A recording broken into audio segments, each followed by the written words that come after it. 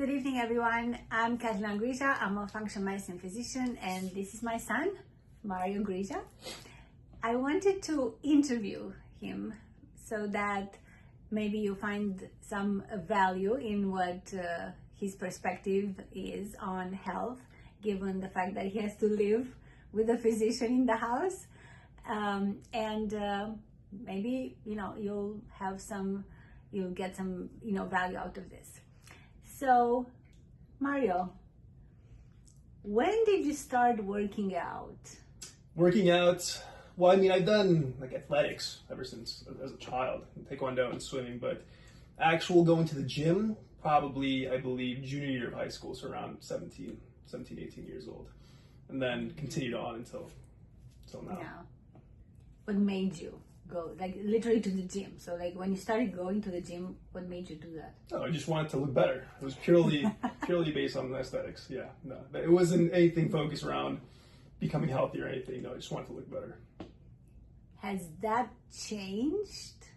Not necessarily. I know that there is a health benefit, of course. When it comes to health, working out is probably the best indicator of a long and healthy life.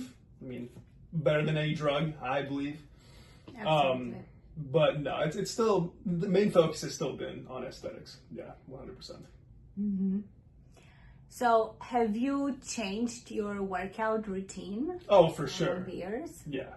Because when you're first starting out, everybody has like a baseline, and your muscles simply haven't gone through that resistance, especially with weight training. Even when you play soccer or any type of sports, you're not really lifting weights or making your muscles go through any type of hypertrophy.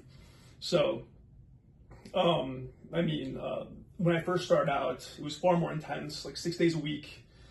And it was more full body workouts, just because you need to establish a baseline, and then you can start isolating your muscle groups more as you continue your workout progress. But then as I've gotten older, the work has become more intense, but less frequent. So I started out 6 times a week. Now I'm only doing around 3 to 4 times a week.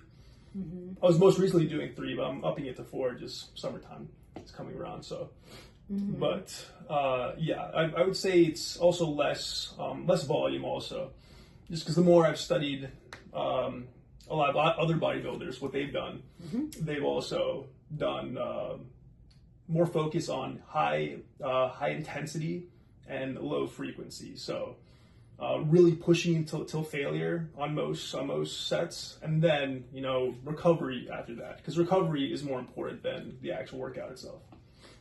Absolutely. So what would be a routine for you? As in a workout routine? Yeah. So I guess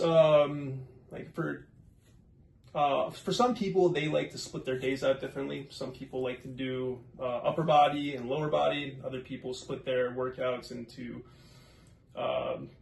chest and triceps, or back and biceps. I like to do a chest and back one day, legs one day, and then shoulders one day. And then I'll add in a couple sets of biceps and triceps here and there, just because I don't have a day specifically set for them.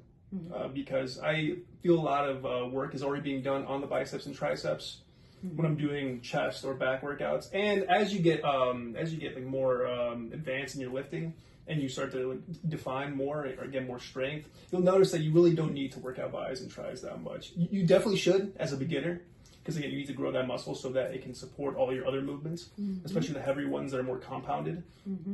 But I don't really focus too much on bis and tris specifically. Maybe 4 sets per group on a week. But I like to do chest and back one day, and then shoulders and legs the other day. And then for chest and back day, I would do probably 5 sets of incline dumbbell press. That's where you go on a bench, you put on an incline. And the reason I do the incline is because the incline works out the entirety of your chest, but the focus is mainly on the upper portion of your chest. Everybody will always have like a decent portion of their lower chest already developed naturally. But the upper chest is where you really want to focus most of your effort. And the incline dumbbell press doesn't only focus on that, on the upper portion. It focuses on your entire chest also. So I'll do 5 sets of that, and I'll do declining weight. Some people like to incline their weight as they go or stay the same, but I prefer to go really heavy on my first set and then naturally go down. And I'll do 5 sets of that. And again, until failure, or at least 1 to 2 reps until failure. And then from that moment on, I'll go to the squat rack, and I won't squat. I'll take the barbell and I'll do bent over barbell rows. And again, same thing, 5 sets, heaviest the first set, declining with weight, and then till failure pretty much on each set. And I'll try to minimize the amount of rest.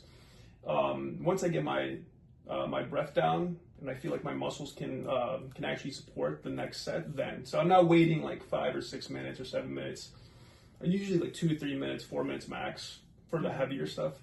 But I would try to limit the amount of rest time, and just so you can continue to increase the hypertrophy that you're experiencing in your muscles.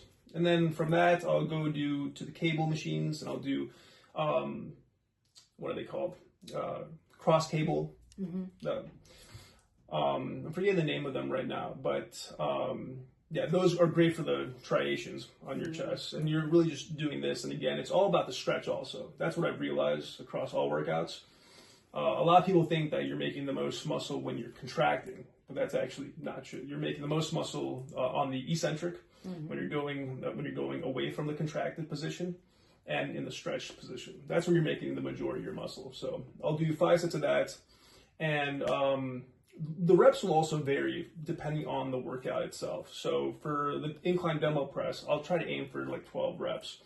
But for the cross cable for the chest, I'll try to go for 12 or more. The golden numbers are usually between 5 and 30, but for the